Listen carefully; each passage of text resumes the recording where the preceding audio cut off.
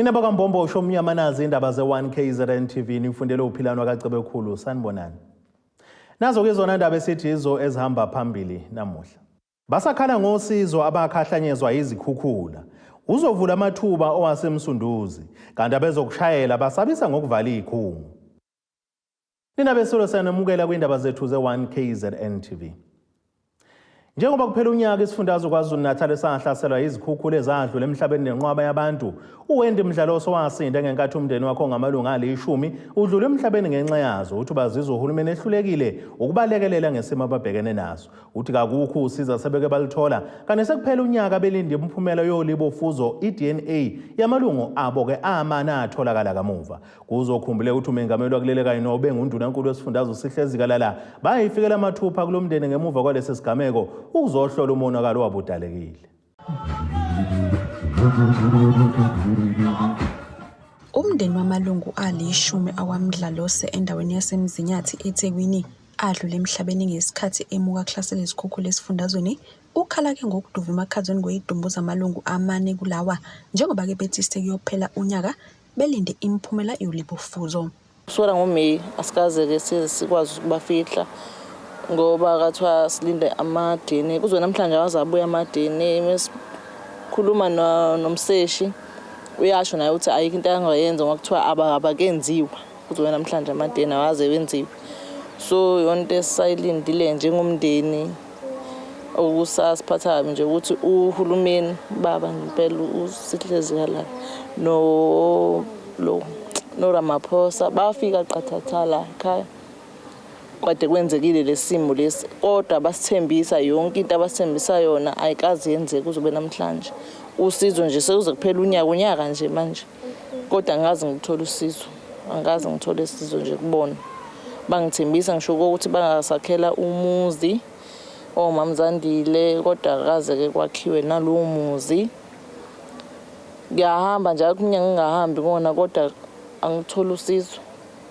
Angazi nje ngithola isizo nje ukuthi singasizakala siwumndeni lonto futhi siphethe kabi ngoba ngabe nathi siyakwazi ukuthi sidlulise samkele ukuthi vele sesibangcwabile kwamanje asazi noma basakhona kwakona lapha emoshwari noma mhlambe uhulumeni seze wa decide ukuthi bangcwabe bona yena ngoba phela sisidele isikhathi so akekho umuntu osakwazi ukungena lapha emoshwari kahle kahle ngisho nabo abaseshi basho ukuthi akusangena usakwazi ukuthi babheka ngavele kasho ukuthi kasekulindwa iDNA nathi kasazi noma usilinde isikhathi esinganani kahle kahle mayelana nale DNA kuthiwa fanele silinde.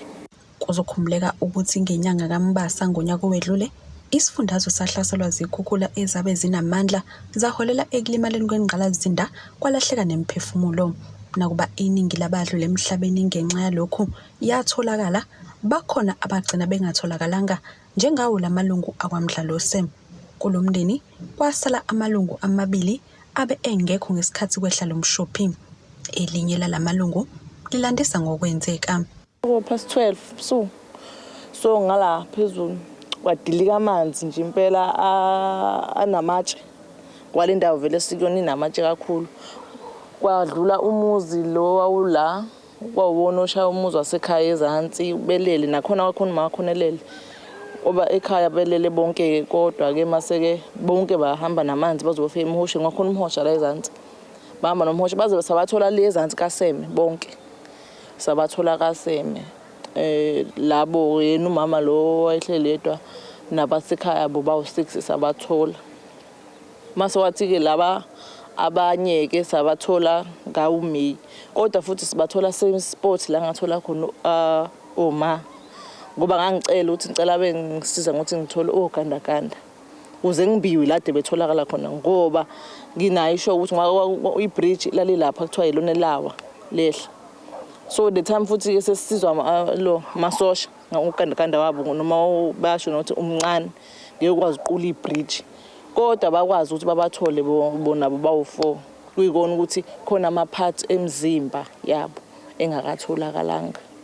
Lona wesifazane oneminyaka engama-24 uthi ke lesi sigameko sesitholele ekutheni athathe isinqumo sokuyiqhelelanisa nesikhathi sephasika kwazise samphuca okuyigugu kuye. Mina nephasika phinde ngezini ngitshenda bephasika lona langilimaza kakhulu. Iphasika lona langilimaza. Ngakhala ngaze ngasho ukuthi abo mina noNkulunkulu nesonto kuphelile. Kodwa ngayibuyisa ukuthi uNkulunkulu akakwenzi into anganayo inqubekela phambili ukuthi kusasa uzokwenzelana. Akanginiki okungaphezulu kwamandla akho. Shuthi wayibona ukuthi lokho akufanele akwenze lapha ekhaya. Kwakumele ukuthi ngimelane nako and kumele futhi ukuthi ngimelane nako. Kade kunalezi imvula diyenzeke ethangi. Noma kunetha angilali kwakona sis angilali ngimane ngihlale nje impela futhi embedeni ngihlale ngilinde iyoziphele kwimande ngikwazi ukuthi ngilale. Liyoziphele ngoba nje angikho nje safe ukuthi mase kuthiwa kuyanetha. Angisayithembi imvula ngempela. Yize laba babona likhulu bathi kalukho usizo lokweluleka ngokomqondo abalithola. Okulula ngomqondo sisi asikaze silithole. Ukuzwa namhlanje sikaze nje kahle nje shuthi ngingathi umuntu uyiluleka yena ngendlela yakhe. Salicela impela nje futhi salicela ngaleza insuku leza kodwa sikaze sinikezwe lona. Akukho nje la kathiwa khona fanele siye khona ukuze sithole lo sizo sikaze. Asikaze nje sithole kodwa ke nje mina ngokwami asisekho isidingo sesiside vele isikhathi. Sesiside isikhathi sokuthi sengingafuna lo sizo lelo noma kusavuka lokuvukayo kodwa singakwazi ukuthi ngibuye ngiyicontrol mina ngokwami. Wakuyafana noma ungahamba ungqongqoze noma umuphi umnyango. Akukho la kuvuleka khona ukuthi sangineza usizo lolu. Akukho la kuvuleka khona so nje sengize ngaphela amandla nje kwakona uhambe ngicela usizo. Baye befike ngisho impela abantu la bethi bazowenza izitori okunye ngiphike ngisho ngikhona endlini ngithi angikho. Ngithi angikho ngoba sengikhathele ukuthi babhale izitori benze yonke into abantu kodwa still akekho uzofika azothi nalusizo siyibona into yakho kodwa nalusizo.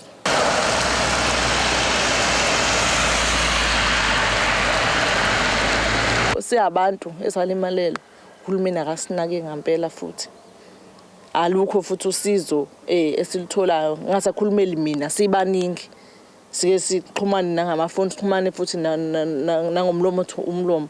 Bayasha abantu ukuthi ngikwabona laba abahleli lapha emafletini mina bengayazi kwayona lonto ukuthi khona abantu abathathiwe bafaka emafletini. Ngizwe nje ngoba sengizwa ngabo abantu ade behlala emakhulu ukuthi cha hayibo sisi thina sisendaweni ukuthi kanjani nifike kanjani lapho mina ngisele ngemumva. Mase sengizwa kuthiwa abangahleli emahholo shuthi babengalidinga usizo ngoba bona abantu abasizwa abantu bahlele emahholo ngabatshela mina ukuthi bengikwazi ukuhlala ehholo mina kubantu abaningi ngibe ngilesimo engikusona angikwazi ukuhlala nabantu abaningi kwamanje nje mina nje umndeni wakamdlalo oseke ufailile asithembisa phakathi komphakathi wonke uphelele wathembisa bathembisa ngisho khona emgcwabeni eMaritzburg ababekhona abaphathi bakohulumeni bahluleka futhi nakhona ukuhamba ezinyathelweni zethembiso zabo. Umdlalose uthi-ke inkulumo eyenziwa uNdunankulu wesifundazwe uNomusa Dube enxube ePhalamende likazwelonke ngasekuqaleni konyaka ngemuva kwenkulumo ebhekise esizweni kaMengameli wakuleli lapho-ke ezwakala eyishaya isifuba ukuthi-ke zonke izisulu zezikhukhula sezaluthola usizo. Yamphatha kabi njengoba kuze kube yimanje basadunguza oswini. Uphinde waveza-ke ukuthi kalukho usizo lokungcwatshelwa abalithola yize-ke bahambisa zonke izimfanelo njengoba umasipala weTheku wawunalolu hlelo. Leso statement mina ngiyasiphikisa nje ngoba asikakalanga nje kahle vele. Ayikho nje lento kade beyisho sewuvele uqhubeka la abagcina khona ukuthi baqambele abantu amanga badlale ngenhliziyo zabantu nengqondo zabantu ngenxa ukuthi bona bayazi banemali thina vele singaphansi kwabo asinamali so kumele thina siyamukele yonke into abayishoyo ngoba vele akukho vele sizokwenza awekho amandla ukuthi singafinyelela kubona ngoba bona banamandla kudlula thina vele kulolo hlelo lokuthi akuzongcwatshelwa abantu thina sayingcwabela njengomndeni ngoba uma benayo ipolicy yakhe emndenini so sayingcwabela thina asikaze size kuthiwa naku la saningcwabela thina sisebenzise yomndeni ipolicy ukuze bayakwazi ukuthi bangcwatshwe labantu abangcwabayo bonke bo6 ukube futhi sabathola bonke bo10 sasobangcwaba bonke bo10 ngepolicy yomndeni ngoba sayibuza indaba yalonto leyo ukuthi kuhamba kanjani lo hlelo bagcina bangasinikanga i-answer and futhi ney'nsuku sey'sondela ukuthi vele sesingabangcwaba sasumndeni sasho ukuthi asiqhubeke kuloku obekuvele kukhona. Lokho okuqhamukayo sesizokuzwa ngendlela mhlawumbe ukuthi labadedelwa-ke sesingenzelwa kubona kodwa angiboni ukuthi nabo sekungaba kanjani ngoba phela kwamanje usisi wami uyaqhubeka uyayikhokhela umasingcwabisane wami. Yonke into akuthiwa siyiphathe bank statement, ama-proof ukuthi bahambe kanjani emhlabeni, iy'ncwadi zokodokotela ukuthi emoshwari kuhambe kanjani, sakuhambisa konke kukhansela. Ngenza kuthiwa kuhanjiswe emakhanseleni kube ibona aba-aplayayo ukuthi mekhona usizo oluvelayo kube ibona-ke abazosithinta ngalezi iy'mfanele kuthiwa siyiletha. Akukho esingakulethanga thina kukhansela, akukho ekushodayo. Kuzobe namhlanje kodwa sisho ukuthi kanti ama-bank statement kwakwe-1 kungakaze kube khona ngisho into ekhona engenayo kuyona lo bank statement ama-accounting akho lutho akangena. Nakuba amalungu omndeni wakhe engeke esabuya futhi-ke ephila nobuhlungu bokwazi ukuthi kukhona-ke asaduva emakhazeni, uthi-ke okungenani uyafisa uhulumeni kanye nosomabhizinisi balekelele athole ikhaya ukuze athobeke amanxeba. Engikufisayo ukuthi ngithole usizo mayelana nalama-DNA ukuze ngazi ukuthi ngikhombaphi bakephi bonke, ukuze mhlawumbe ney'nhliziyo zamukele ngokwanele sigculiseke ukuthi cha hayi usibanibani usendaweni yokuthi kungafani nje ukuthi kukhona abantu abangazi babathola abantu bakozwe namhlanje kodwa bama-floods engikhulumisana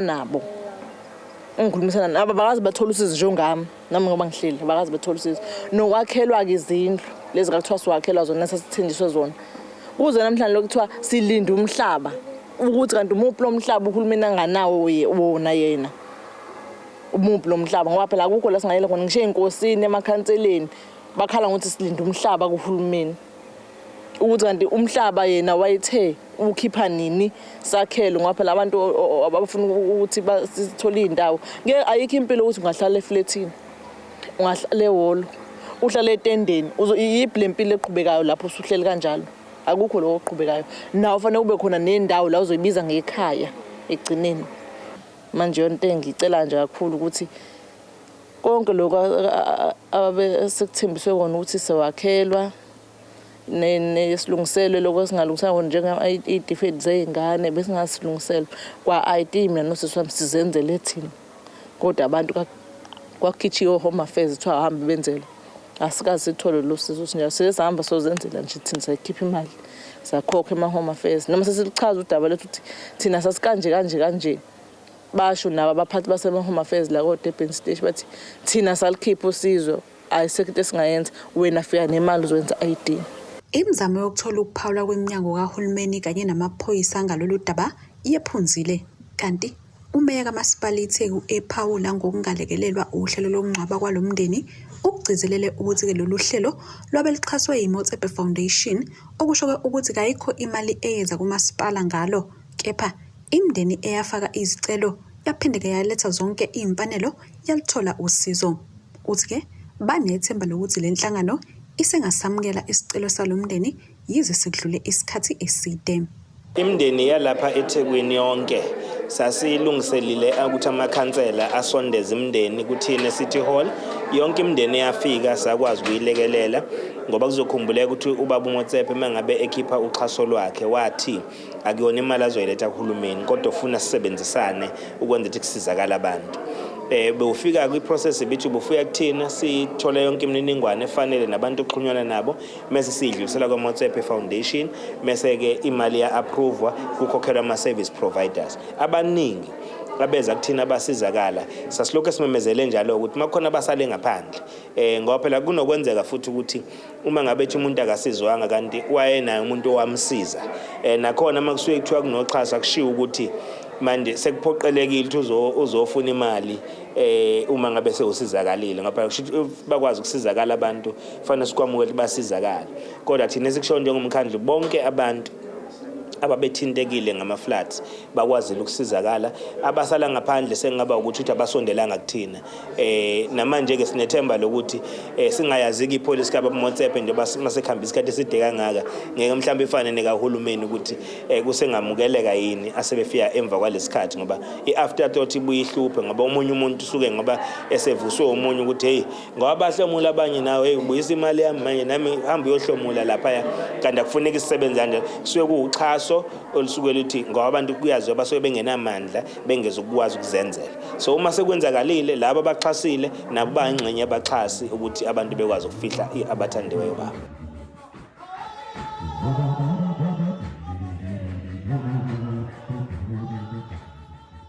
Ey'ndabeni z1KZNTV kubika uNtombi khona Mvubu eThekwini.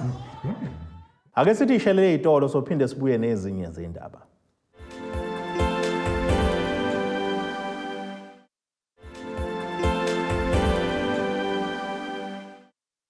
Asibonge nenebeselo siphinde sinamukele nisabukele zona izindaba ze1KZNTV nazo izona esithi izo ezihamba phambili. Basakhala ngosizo abakhahlanyezwa Izikhukhula. Uzovula Amathuba owasemsunduzi kanti abezokushayela basabisa ngokuvala izikhungu. Izovula amathuba amaningi umqhudelwano wezemidlalo webhola kanobhutshuzwayo ozokuba ngephasika eMgungu Ndlovu maphakathi nelikaMthaniya. Le midlalo ihlelo umasipala kuMsunduzi ngenhloso yokugcina abantu abasha benento abayenzayo ukugwema ukuthi bazibandakanye kwizinto ezingalungile.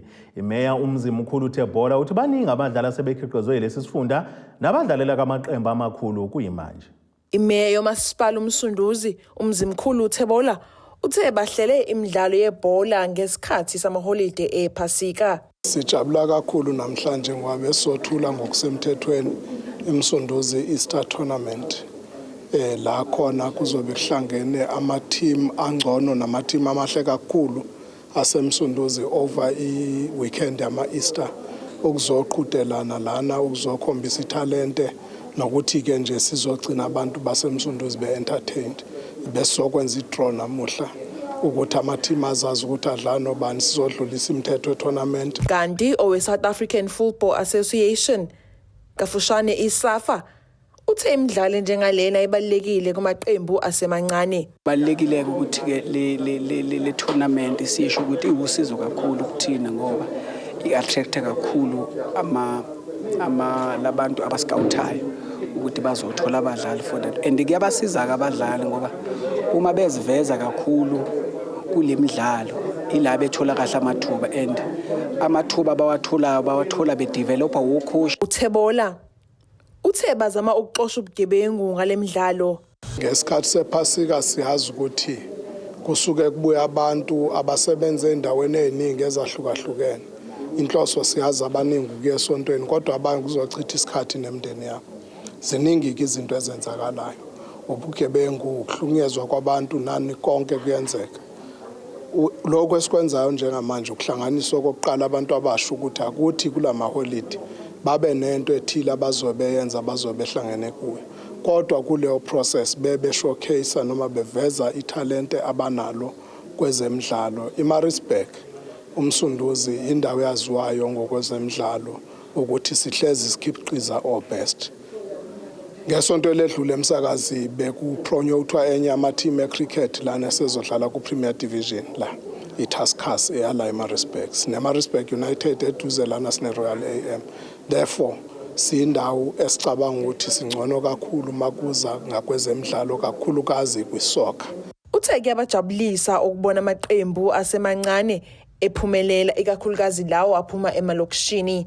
Kodwa kusijabulisa kakhulu ukuthi even from ama-townships manje siyaqala ukubona umahluko. Ifact yokuthi kuno Edendale Technical College i-team yakhona yabesifazane esimele iSouth Africa.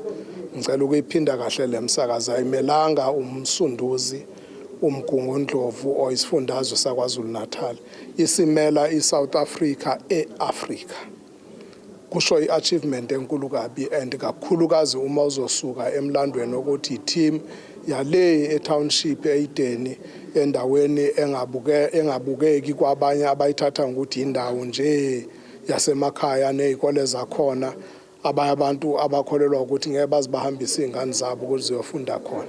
ukuthi siqale ukubona lokho. Uma sithi ke si Center of Excellence ingakho noma isiphi isikhulu sinengane efunda la eMaritzburg kwesinye seyikwaleza lana. Ezindabeni ze1KZNTV nguAyanda Dube ngisemgungundlovu. Inhlangano emele izikole efundisa ukushayela ubumbano Driving School Association isabiseka ngokuvala thaqa izikhungo zokuhlolela ukushayela phecelezi ama-testing centers ziphinde ke ibamba ukukhukhulelwa ngoqo wesiteleka njengoba zikhala ngokuphazamiseka komsebenzi wazo ngenxa ngabikho sesimeni kwalezi zikhungo ikakhulukazi eRosberg esike sakhahlanyezwa izikhukhula.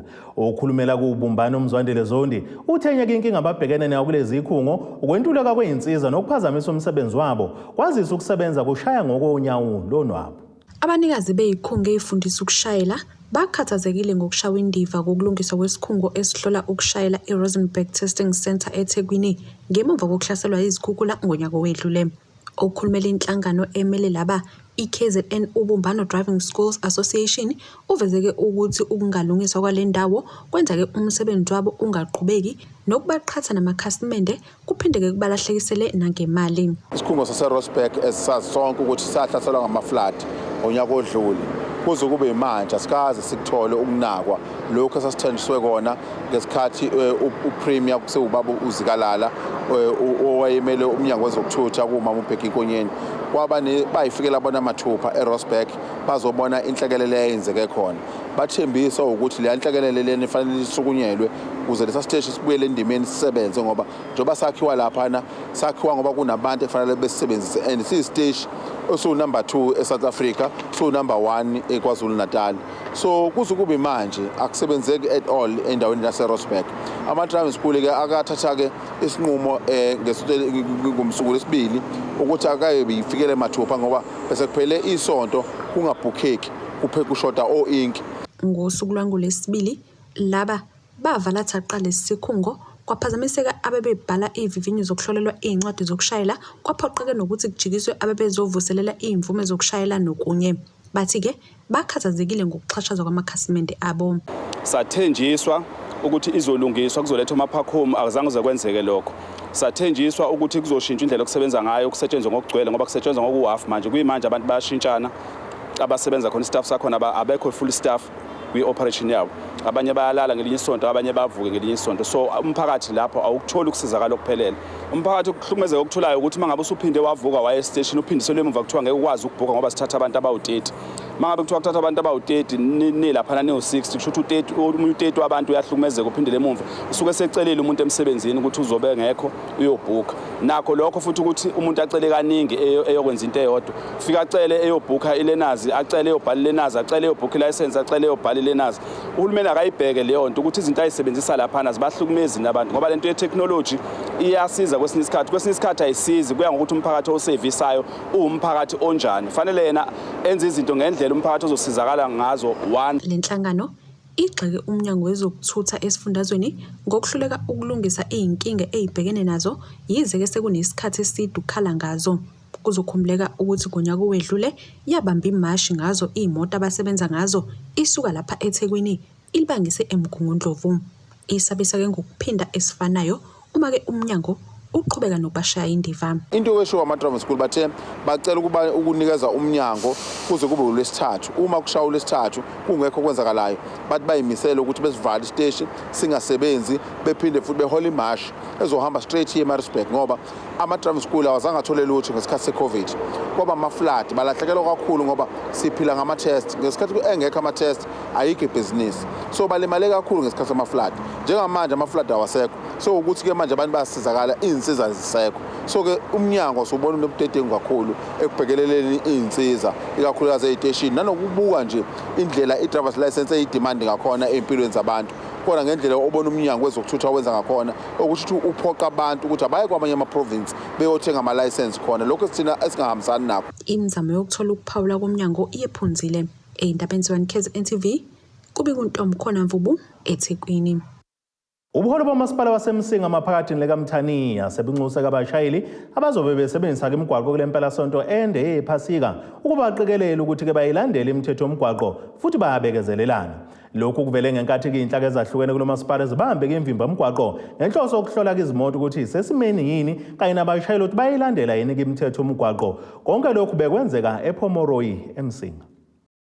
Njengoba isiyiqalile impelasonto ende yePhasika, umasipala waseMsinga amaphakathi nesifundazwe ngokubambisana neminyango eyahlukene bashumele ivangeli lokuphepha emgwaqeni.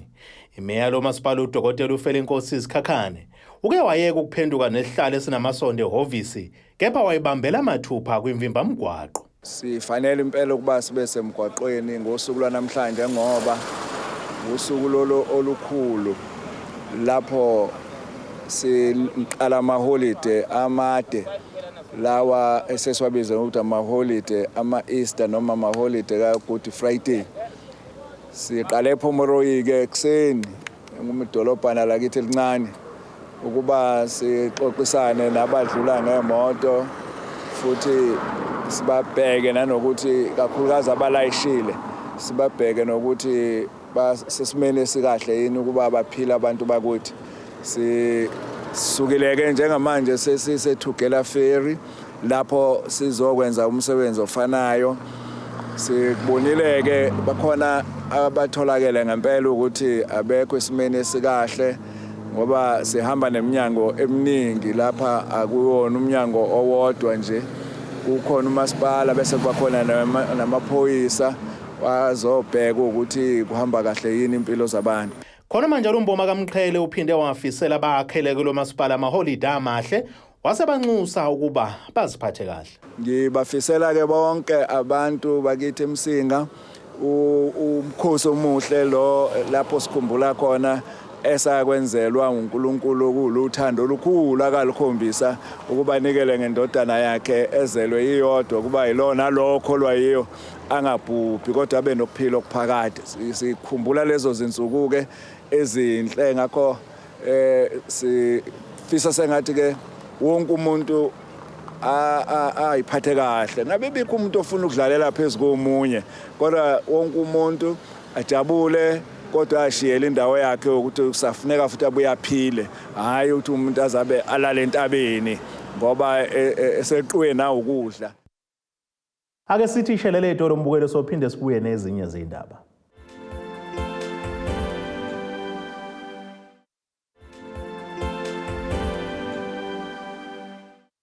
Asibonge nenebiselo siphinde sinamukele nisabukele zona indaba ze1KZNTV nazo ke izona esithi bezihamba phambili.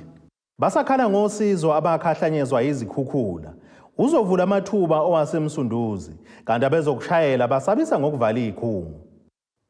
Ake sibheke nasisimo sezulu esingalindeleka.